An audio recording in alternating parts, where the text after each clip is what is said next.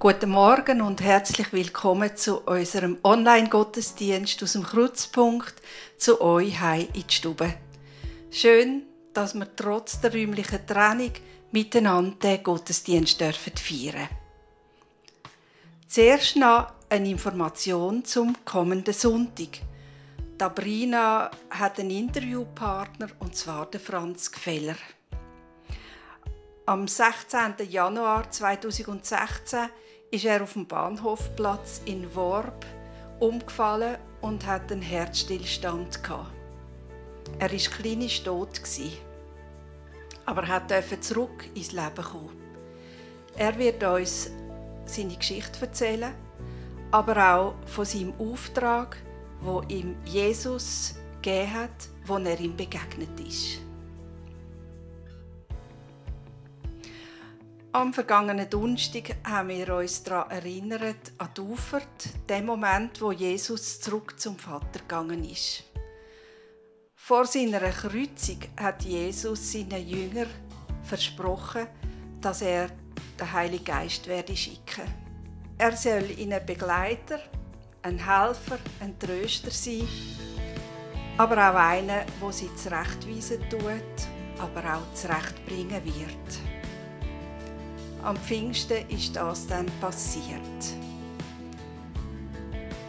In der heutigen Predigt wird Christoph beleuchten, wie Jesus seine Jünger auf Pfingsten vorbereitet hat. Und dazu lese ich uns den Predigtstext aus Johannes 14 ab dem Vers 15. Wenn ihr mich liebt, werdet ihr meine Gebote halten. Und der Vater wird euch an meiner Stelle einen anderen Helfer geben, der für immer bei euch sein wird. Ich werde ihn darum bitten. Er wird euch den Geist der Wahrheit geben, den die Welt nicht bekommen kann, weil sie ihn nicht sieht und nicht kennt. Aber ihr kennt ihn, denn er bleibt bei euch und wird in euch sein. Ich werde euch nicht als hilflose Waisen zurücklassen. Ich komme zu euch. Nur noch kurze Zeit, dann sieht die Welt mich nicht mehr. Ihr aber werdet mich sehen, und weil ich lebe, werdet auch ihr leben. An jenem Tag werdet ihr erkennen, dass ich in meinem Vater bin und dass ihr in mir seid und ich in euch bin. Wer sich an meine Gebote hält und sie befolgt, der liebt mich wirklich. Und wer mich liebt, den wird mein Vater lieben, und auch ich werde ihn lieben und mich ihm zu erkennen geben. 2 Erlebnisse mit unseren Enkeln sind mir in den Sinn gekommen, wo ich so darüber nachgedacht habe, über das Wesen vom Heiligen Geist. Und die beiden Beispiele verdeutlichen es mir einfach irgendwo so ganz besonders. Wir sind im Wald spazieren.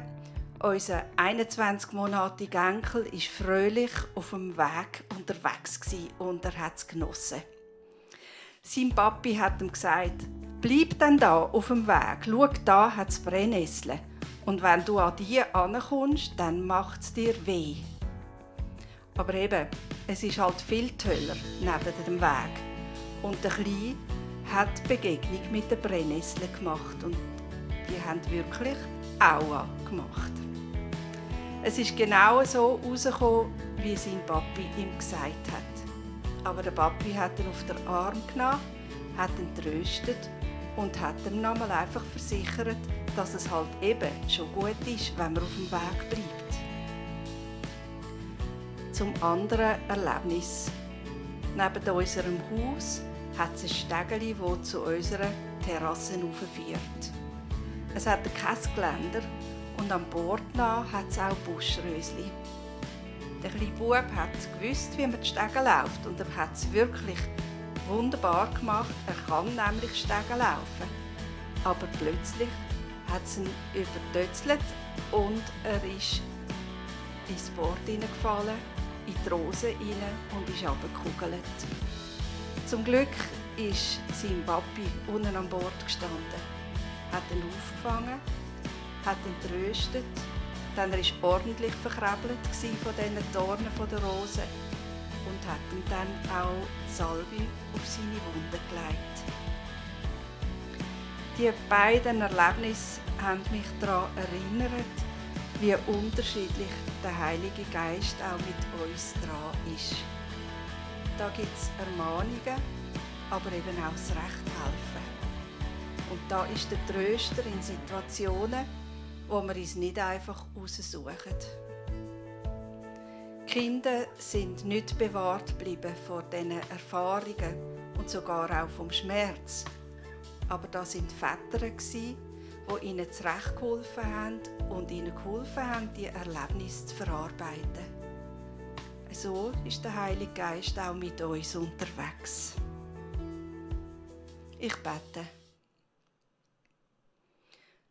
Herr Jesus, ich danke dir, dass wir daran denken dürfen, dass du jetzt wieder beim Vater bist und dass du den versprochenen Helfer, Begleiter und Tröster uns geschickt hast. Und ich danke dir auch, dass wir mit dem Heiligen Geist auch jetzt rechnen dürfen, jetzt da im Gottesdienst. Und ich bitte dich auch, dass wir etwas verstehen dürfen vom Wirken vom Heiligen Geist, vom Wirken von dir. Danke, dass du jetzt mitten unter uns bist. Amen. Jesus redet zu seinen Jüngern vor Pfingsten, vor Karfreitag, was sie erwartet, wenn der Heilige Geist auf sie kommt. Es geht um den Text in Johannes 14, 15 bis 31, der Titel «Der unentbehrliche Helfer». Was auffällt an dem Text, der Wort, wo Jesus seinen Jüngern sagt, es geht zuerst einmal nicht um den Heiligen Geist, sondern wenn ihr mich liebt, werdet ihr meine Gebote halten. Das kommt zweimal vor, wie in einer Klammer hinein. Es geht um Gehorsam. Gehorsam ist auf eine Art einfach. Wenn man einem Kind sagt, geh das Glas in der Tiefgefrierung holen, kein Problem, das entspricht dem Wunsch vom Kind und es geht es holen. Wenn man dem Kind aber sagt, jetzt ist Zeit, geh ins Bett, dann entspricht das meistens nicht dem Wunsch vom Kind. Es widerstrebt, es will nicht. Gehorsam hat also auch schwierige Seiten. Gerade wenn wir auch an Gehorsam gegenüber dem himmlischen Vater denken. Es entspricht, was er sagt in der Bibel, nicht immer unseren Wünschen. Und es rebelliert in uns hinein. In der heutigen Zeit gehen gewisse so vor, dass sie beliebig mit den Geboten, die Gott gibt, in der Bibel ein bisschen spielen, ein bisschen uminterpretieren. Und der Bonhoeffer hat das in einem Beispiel so umschrieben, ein ganz herziges Beispiel, also sich in ein Kind versetzt, aber als wäre es wie ein Erwachsener. Also das Kind hört die klare Aufforderung vom Vater, gang ins Bett. Und so wie das erwachsene Kind in der Übertragung denkt es dann, ja, mein Vater will das Gute mit mir und meint, es ist nicht gut, wenn du müde bist. Aber wenn ich den Vater richtig verstehe, ich könnte ja auch, wenn ich spiele, vergesse ich ja meine Müdigkeit. Also eigentlich, wenn der Vater sagt, gang ins Bett, in Wirklichkeit meint er, gang spielen. Und so gehen wir oft auch mit ethischen Geboten in der Bibel drin um. Wir schauen einfach, was scheint uns so gut zu sein. Das meint Jesus aber nicht. Beliebigkeit. Auf der anderen Seite können wir, wer mich liebt, hält meine Gebote, so ganz gesetzlich verstehen. Was müssen wir jetzt alles? Wie müssen wir jetzt richtig beten? Wie müssen wir jetzt auch richtig einen Gottesdienst feiern? Alles schön richtig machen. Und wenn wir die Predigt zuhören, werdet ihr entdecken, es geht nicht nur darum, alles richtig zu machen, sondern das Richtige zu machen. Alles richtig machen führt in einen sklavischen gesetzlichen Gehorsam hinein. Aber wenn wir uns fragen, was will Jesus, dass wir das Richtige machen, kommen wir in seine Sendung, in seinen Auftrag hinein. Als erster Gliederungspunkt geht es jetzt darum, Gehorsam in der Liebe. Der zweite wird nachher sein, Gehorsam in der Abhängigkeit zum Heiligen Geist. Jesus fängt an im Vers 15, dem Abschnitt. Wenn ihr mich liebt, werdet ihr meine Gebote halten. Die Umsetzung von dem, was er seinen Jüngern und uns sagt, ist Jesus wichtig. Er erwartet Gehorsam. Er erwartet nicht nur, dass wir schön singen und schön beten, das ist auch gut. Jesus, ich liebe dich, keiner ist wie du, sondern auch danach leben. Es ist nötig. Jesus will das. Jesus erwartet das, dass wir umsetzen, was wir glauben. Der Tatbeweis, der Prüfstein von unserer Liebe zu Jesus ist, dass wir ihm gehorsam sind. Gehorsam hat in all diesen Sprachen, Hebräisch, Griechisch wie auch im Deutschen, immer Zusammenhang mit Horchen, Hören. Man muss zuerst anhören, was sagt jetzt da der himmlische Vater, was sagt Jesus, was sollen wir tun? So zum Beispiel auch im Hebräischen. Der hebräische Name Simon hat einen Zusammenhang mit dem hebräischen Wort Shama, hören, gehorchen.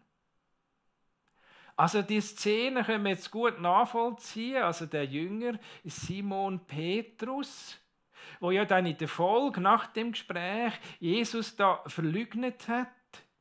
Und dann Jesus, wo verstanden ist, mit dem das Gespräch sucht und ihm Fragen stellt. Und nicht darin braucht Petrus, hast du mich lieb, sondern immer Simon, der sollte hören. Simon, lass zu, was ich dich jetzt frage. Simon, weißt du noch, wie du meine Warnung, dass du mich 3-mal wirst verleugnen, einfach in den Wind geschlagen hast? Du hast keine Konsequenzen gezogen. Du bist jetzt mit in die Gefahrenquelle reingegangen, dort im Hof vom Hohenpriester. Lass zu. Nimm meine Warnungen, nimm meine Gebote ernst, Simon. Und das Gleiche ist ja auch dann im Griechischen, Hypakuo hat einen Zusammenhang mit Akustik, also hören. Und Jesus sagt, wer mich liebt, befolgt meine Gebote, der hört zuerst. Und ich denke, Jesus verletzt, empfindet es als Desinteresse, wenn man gar nicht recht zuhört. Oder eben das, was er sagt, so schön uminterpretiert. Nein, ins Bett gehen, das meint er, ich soll spielen. Einfach gar ziemlich das Gegenteil. Das ist lieblos. Das ist auch lieblos in einer Ehe drin. Da können wir noch 100-mal sagen, im Ehepartner, ich liebe dich, aber wir hören nicht, was seine Bedürfnisse sind. Als Menschen haben wir immer wieder das Gefühl, wir müssen nicht recht hören. Wir wissen ja, was gut ist für uns. Wir sind ja Experten in unserem Leben und können ja schliesslich denken und wissen, was gut ist. Gehorsam aus Liebe. Noch etwas Nächstes entdecken wir. Es geht jetzt da um den zweiten Vers, also von dieser Klammer praktisch, ist dann der Vers 21, der Schluss von dem ersten Teil von dem Abschnitt. Vers 21, also wer sich an meine Gebote hält und sie befolgt, der liebt mich wirklich. Er tönt also ganz ähnlich wie dem letzten Vers drin. Und dann ist dann Verheißung, ich werde mich ihm zu erkennen geben. Also wenn wir gehorsam sind, werden wir Jesus erkennen. Es läuft wie ein Kreislauf. Die Jünger haben Jesus erkannt. Und wenn sie gehorsam sind, werden sie ihn noch mehr erkennen.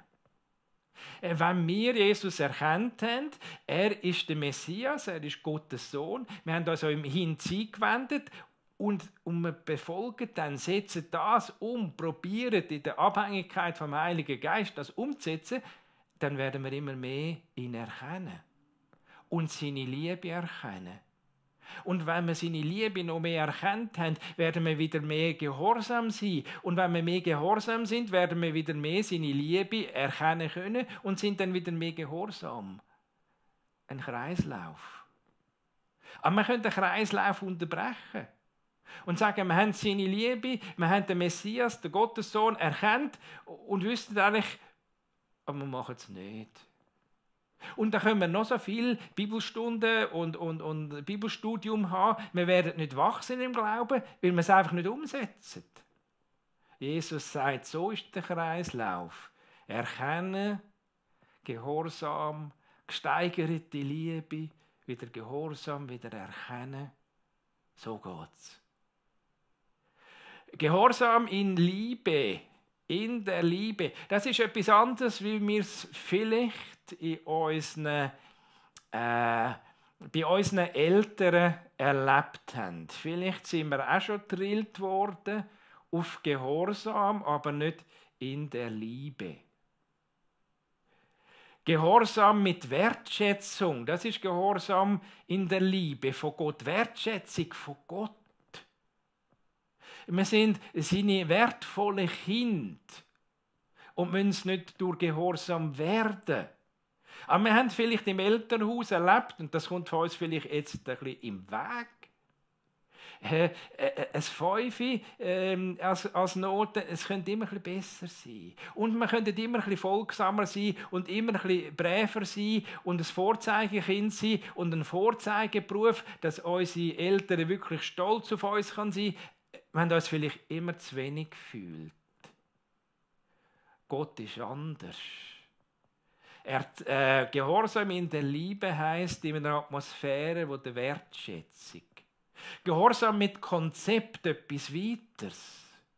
Vielleicht haben wir unsere Eltern erlebt, die haben zwar Regeln rausgegeben und ab und zu haben sie es durchgezogen und ab und zu war Larifari und es hat keine Konsequenzen gehabt und ab und zu haben sie einfach ausgerufen und haben reingeschlagen und wir haben nicht gewusst, warum.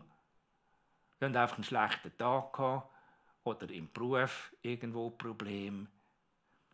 Aber Gehorsam in Liebe gegenüber Gott. Gott in seiner Liebe hat das Konzept. Gehorsam in der Liebe heisst nämlich, wir leben aus seiner Liebe und unsere Liebe ist rein die Antwort. Es ist auch Gehorsam mit Vergebung. Also wir folgen Jesus nicht, weil wir so Angst haben vor seiner Strafe oder rein um der Hölle zu entgehen. Wir sind gehorsam aus Liebe. Wir kennen die Vergebung. Wir können immer wieder aufstehen und neu anfangen. Und wir müssen nicht Angst haben, jetzt schlägt er uns zusammen. Also, der erste Punkt, Gehorsam in der Liebe. In dieser Atmosphäre, im Hören auf seine Stimme, im Umsetzen und immer wieder mehr erkennen, er meint es gut mit uns. Gehorsam als zweites jetzt in der Abhängigkeit zum Heiligen Geist. Eben, Gehorsam ist oft schwierig. Und wenn wir jetzt in diesen Text schauen, was jetzt Gehorsam bedeutet, also was jetzt ringsum überhaupt Jesus schon geboten hat, nur in dem Kapitel vorher, Kapitel 13 und 14 im Johannesevangelium, dann merken wir, das sind Sachen, die uns nicht einfach so liegen. Und darum, eben, wenn es um Gehorsam geht, redet Jesus vom Heiligen Geist, Vers 16, der Vater wird euch an meiner Stelle einen anderen Helfer geben. Jesus weiß, wir sind überfordert. Und wir sollen überfordert sein. Und wir sollen das erkennen. Gehorsam ist etwas Schwieriges. Es gibt Rebellion, es entspricht nicht unserer Natur und unseren Wünschen. Jetzt, der Bonhoeffer sagt richtig, Gott fordert nichts von uns, dass er uns nicht selbst gibt, indem er es von uns fordert. Komplizierter Satz, aber Gott fordert nichts von uns, dass er uns nicht selbst gibt, indem er es uns von uns fordert. Also die Forderungen, wenn wir nicht uminterpretieren, die stehen jetzt da, aber wo ist die Quelle? Und die Quelle ist eben beim Heiligen Geist, bei dem Helfer. Jetzt ist das ein Wort, das der Luther zum Beispiel als Tröster übersetzt hat. Noch kurz, das ist so, dass die latinische Übersetzung schon recht einschränkendes Wort braucht und sich auch der Begriff Tröster im Laufe der Jahrhunderte im Deutschen sehr eingeschränkt entwickelt hat. Es meint aber das Wort Helfer. Helfer, Paraklet, im Griechischen meint einen, wo man anruft. Man ruft ihn an, weil man Hilfe braucht, weil man verzweifelt ist, weil man ohnmächtig ist, weil man sich selber nicht helfen kann. Jesus sagt, ihr kommt einen über, der fähig ist, euch zu helfen. Der Heilige Geist ist fähig, euch zu helfen. Und das wollen wir jetzt entdecken. Es gibt 4 Situationen, wo man einen Paraklet in der damaligen Zeit herbeigerufen hat. Einen angerufen, der hilft. Die erste Situation ist vor Gericht. Man hat einen Zeugen gebraucht. Das war zwar eine Aussage, aber das war einfach nur die von einem. Ein gewisses eingeschränktes Bild. Und man hat möglichst viele Zeugen gebraucht, um zu wissen, wie ist eigentlich das Ereignis gewesen? Wie muss es jetzt der Richter einordnen? Und darum hat man eben so einen Paraklet, einen Zeugen, eingeladen, herbeigerufen. Jetzt ist es in unserem Leben eigentlich so ähnlich. Ja, wir haben auch unser Erleben, aber das ist eine eingeschränkte Optik. Je nachdem eine schädliche Optik, nur eine materielle Optik oder nur eine sichtbare Optik. Und jetzt sagt Jesus im Vers 17, der Vater wird euch der Geist der Wahrheit schicken. Wahrheit heißt für die Bibel, das ist die ganze Wirklichkeit.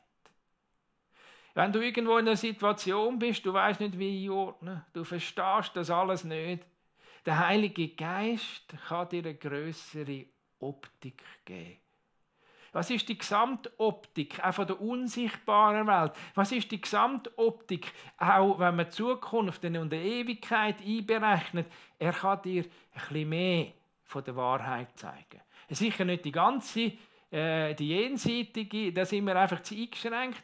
Aber der Heilige Geist ist fähig, sagt Jesus, euch zu helfen, dass ihr ein gesundes Bild habt, wenn ihr ein schädliches, eingeschränktes Bild habt. Ein zweites, jetzt, wo einer herbeigerufen wurde, ist nicht nur als Zeuge, sondern als einer, wo einem vor Gericht kann vertreten, also als Rechtsbeistand, sozusagen als Advokat. Und jetzt wollen wir schauen, wie man das anwenden kann. Also einer, der uns jetzt nicht nur einfach den Konflikt, einen Rechtsstreit juristisch gesehen, sondern Jesus zum Beispiel ein halbes Kapitel vor unserem Abschnitt sagt schon mal, was meine Gebote sind. Und das ist ja ganz interessant, was seine Gebote in dem Augenblick sind, was er eigentlich von seinen Jüngern dann erwartet, oder? Er sagt, hey, ich habe euch die Füße gewaschen, das ist nach der Fußwaschung, und macht das gleich, dient einander. Herr sei, der Herr ist grösser als der Diener. Und ich habe euch die Füße gewaschen, das ist ein Beispiel, dient einander. Und dann brauchen wir so einen Rechtsvertreter, einen Rechtsbeistand in uns hinein. Weil da kommt die andere Stimme, dienen. Hey, so unten rausgehen, unten runtergehen. Hast du so WC putzen da im Kreuzpunkt drin? Erstens habe ich nicht gehabt dazu, oder? Und zweitens bin ich mir nicht gewöhnt, dreckige Hände überzukommen. Und drittens macht doch nicht den Dreck, den die anderen gemacht haben, oder? Also, da kommen so verschiedene Stimmen in uns rein. Und da gibt es auch Stimmen, die eigentlich sagen, dienen, das ist schlecht, das mach nicht. Du dich selber verwirklichen, dienen ist schlecht. Und da gibt es so einen Rechtsstreit. Und der Heilige Geist ist auf der Seite drin von dem, der für Gottes Recht kämpft. Es könnte verschiedenste Gebiete sein vom Dienen. Es könnte auch sein, dass dir eine Stimme sagt, nein, also für den 10. lange es jetzt nicht unbedingt, dann müsstest du dich noch einschränken und so. Und Geld hast du sowieso zu wenig und andere haben ja sowieso mehr. Und nein, das machen wir nicht. Mit Geld dienen oder mit Zeit dienen machen wir nicht. Und der Heilige Geist ist fähig, in dir rein Gottes Prioritäten zu zeigen, wenn du das willst. Er kann dich überzeugen, dass Geben seliger ist als Nehmen. Das kann der Heilige Geist. Als drittes, der Heilige Geist wird herbeigerufen als Sachverständiger. Also wenn man irgendwie so in einem Gremium nicht mehr weiter gewusst hat man einen Experten geholt, einen Parakleten, einen herbeigerufenen hat man geholt. Ja, wo brauchen wir Sachverständige? Ein nächstes Gebot, das auch wieder in dem Zusammenhang jetzt kommt, ist Johannes 13, 34 und 35, also auch wieder ein paar Vers vor uns, gehört auch wieder zu meine Gebote befolgen, ist das neue Gebot, also einander zu lieben. Was heißt jetzt das eigentlich? Da der Heilige Geist, auch die ausgossene Liebe ist in uns rein und eben jetzt so ein Sachverständiger, ein Experten ist in Sachen auch Nächsten- und Bruderliebe, kann er uns sagen, was das heisst. Er ist fähig, uns das aufzuschlüsseln. Heisst doch nicht immer, dass wir zu allen Wünschen und Erwartungen der anderen Ja sagen. Heisst doch nicht immer, dass wir alles machen, was die anderen wollen. Ist doch nicht immer Liebe. Ja, was ist denn in der Kindererziehung Liebe? Dass wir einfach alles turlen? Oder wie denn? Was ist wirklich Liebe? Und doch, Liebe ist einfach mal nicht am anderen rumzunörgeln, als könnte man dann noch ein bisschen zurechtmeisseln da und so. Nein, was heisst eigentlich dort Liebe? Also all die Fragen, und wir spüren, wir brauchen das. Und wir brauchen auch einen, der uns von der Selbstliebe befreit. Also so einen Sachverständigen. Der Heilige Geist, der herbei zugerufen worden ist, eben als Zeuge, ein Gesamtbild zu sehen, sozusagen als Rechtsanwalt, der uns hilft in den inneren Konflikt, dass da wirklich mit rechten Dingen zugeht. Und jetzt als Experte noch, was heisst Liebe oder wie setzt man andere Gebote um? Und am Schluss, als viertes, also so einen herbeigerufenen Paraklet ist einer, der zu einer militärischen Truppe gerufen worden ist, wenn die so richtig down war. Demoralisiert, entmutigt. Der Heilige Geist ist fähig, uns zu ermutigen. Und das klingt dann wieder eben, der Teilaspekt von Tröster ist dann da wieder drin. Auch wieder ein paar Vers vor unserem Abschnitt, ist Kapitel 14, der Vers 1, wo wieder so ein Mein-Gebot von Jesus da kommt. Lasst euch durch nichts in eurem Glauben erschüttern. Vertraut auf Gott und vertraut auf mich. Oh, da gibt es so vieles, wo es erschüttern kann. Dann zittert ein bisschen die Erde, oder? Zuerst geht einmal der Verputz von der Mauer, dann vielleicht der Fensterladen runter. Also es ist einfach alles, dann ein paar Mauerteile von unserem erschütterten Glauben. das fängt dann plötzlich an so bröckeln, oder? Aber es ist ihm so wichtig, dass er im Vers 27 das nochmal sagt, das Gebot. Lasst euch durch nichts in eurem Glauben erschüttern und lasst euch nicht entmutigen. Ja, der kann ja gut reden, hä? Aber gut, der kennt das Leben eigentlich, der Jesus. Und hat jetzt eben vom Heiligen Geist geredet, wo unser Tröster, unser Ermutiger ist. Also irgendwie sollte es den fähig bringen, aus einem Mensch, vielleicht gehörst du dazu, der am Boden liegt, der nicht mehr Fürschi weiss, wo müde geworden ist zum Kämpfen, wo verletzt worden ist in dem Kampf drin, wo psychische oder körperliche Schmerzen hat. Der muss jetzt fähig sein, dich zu ermutigen. Und Jesus sagt, das ist es, der Helfer schicke ich euch und der ist fähig. Also der zweite Punkt, wenn wir all das umsetzen wollen, von Fußwaschung dienen, über Liebe, über ermutigend sein und zuversichtlich sein, du spürst, du brauchst die Abhängigkeit von dem Heiligen Geist, von dem Helfer. Der dritte Punkt geht jetzt um die Frage, oder einfach um die Feststellung, dass nicht alle Menschen den Heiligen Geist einfach so haben. Er weist deutlich seinen Jüngern darauf hin, mit dem dürfen ihr nicht rechnen. Auch nach Pfingsten, wenn er ausgegossen wird, das ist nicht jedermanns Sache, der Heilige Geist. Er wird euch den Geist der Wahrheit geben, den die Welt nicht bekommen kann, also Vers 17, weil sie ihn nicht sieht und nicht kennt. Die Welt.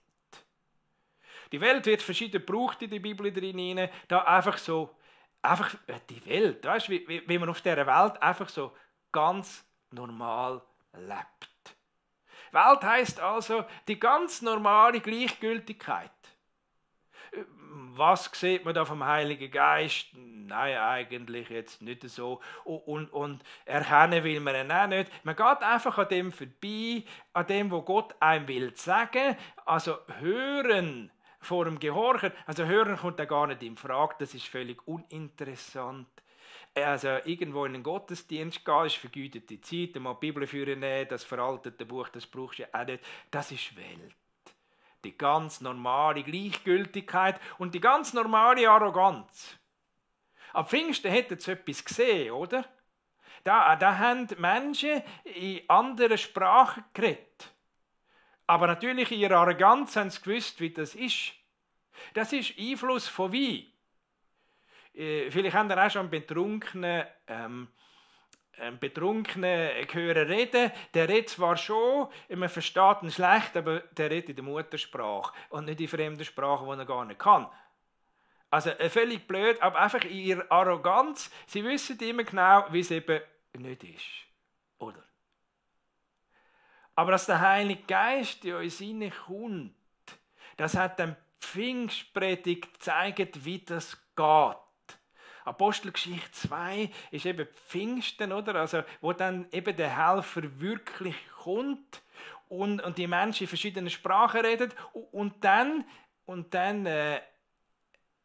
sagt zuerst einmal der Petrus, der er predigt, ihr habt Jesus gekreuzigt. Ihr tragt Verantwortung. Es sind zwar die Römer, okay, aber ihr steht dahinter. Und wenn er auch nicht die sind, die gekreuzigt ihn geschrauen haben, es sind euer Vergehen. Wieso, dass Jesus die Strafe für die Sünde trägt. Also Pfingsten ist das erste Mal, der Heilige Geist sagt, du bist verantwortlich für das, was du gemacht hast. Und da gibt es einiges, wo völlig daneben liegt. Du bist sündig. Der Heilige Geist wirkt Sündenerkenntnis und dann aber auch Buß. Und so sind die da, so wie versteinert in dieser Predigt hinein. Sie erkennen ihre Sünde und sagen im Vers 37, 38, was sollen wir jetzt tun, liebe Brüder? Kehrt um, erwiderte Petrus. Und jeder von euch lasse sich auf den Namen von Jesus Christus taufen, dann wird Gott euch eure Sünden vergeben und ihr werdet seine Gabe, den Heiligen Geist, bekommen. Also durch Sünde Erkenntnis und Umkehr, durch Bekehrung wird Vergebung kommen und der Heilige Geist, der Wiedergeburt, eben der neue Helfer, kommt ins Leben hinein. Wenn wir jetzt zum Abschluss den Abschnitt aus Johannes 14, 15 und folgende nochmal lesen, spüren wir das Faszinierende, das Unbegreifliche. Dann kommt der Heilige Geist. Und dann ist es so, wie in dem Abschnitt ein Wechsel. Der Jesus redet, der Heilige Geist ist bei euch.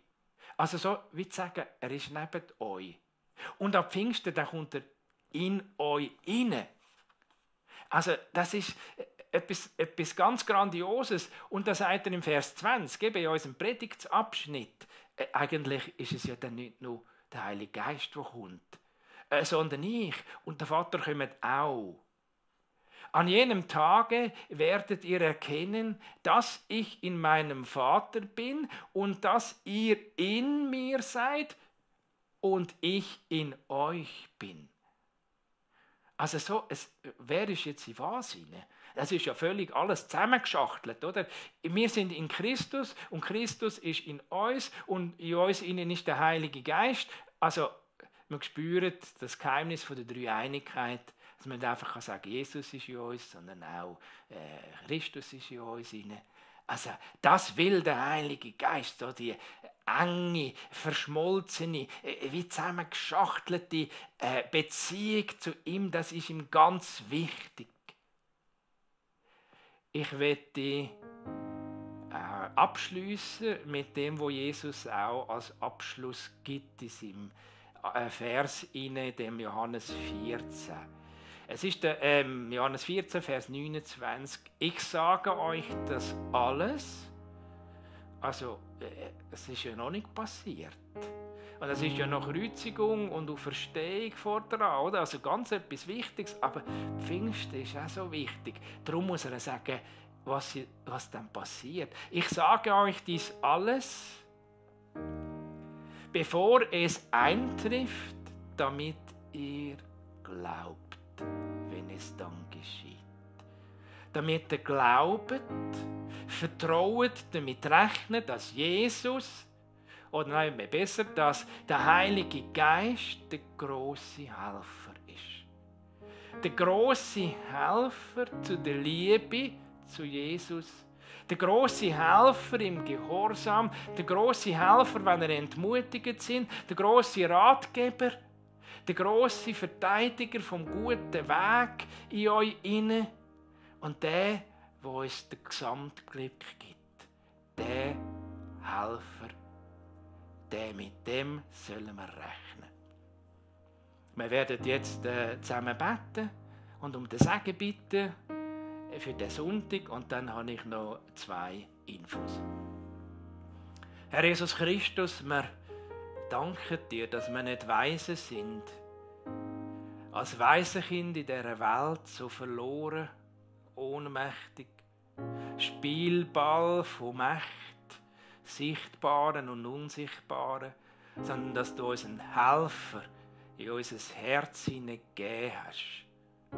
Und wir bitten dich für all die heute Morgen, die jetzt da im Gottesdienst online dabei sind oder später hören, dass sie es nicht allein durchs Leben probieren, sondern sich von deinem Geist korrigieren lassen, ihr Herz öffnen und dich als ihren Erlöser annehmen. Dass sie dich auch fragen, was müssen wir tun? Und als Antwort bekommen, kehrt um, wendet euch mir zu. Und das grosse Geschenk dann ist, Herr Jesus, wir werden lernen, vertrauen auf die Hilfe vom Heiligen Geist im alltäglichen Gehorsam. Wir danken dir für den Segen in dem Gottesdienst und dass dein Segen uns weiter begleitet. Der Segen vom dreieinigen Gott, der so einfach optimal zusammenschafft zu unseren Gunsten. Der Vater, der uns liebt. Als Kind, eine Liebe, die wir nicht verdienen müssen, wo wir genug sind. Jesus, der uns eine Liebe zeigt, die vergibt, die gnädig ist. Wir können neu anfangen. Der Heilige Geist, der verändert, was so festgefahren ist in uns hinein. Danke, dass du uns segnest. Amen. Die sind 3 Hinweise eigentlich. Im Internet findet ihr jetzt für die Anbetung, für den Lobpreis, für seine Lieder, klassischen Gottesdienst, modernen Gottesdienst, den ihr dort anhören und mitsingen könnt. 10:45 ist dann auch online das Kaffee Kreuzpunkt. Und morgen am Montagabend am 8. Wie regelmäßig am Montag einmal ist die Kleingruppe zum Johannesevangelium von der Dabrina. Ich wünsche euch einen gesegneten Sonntag. Ade miteinander.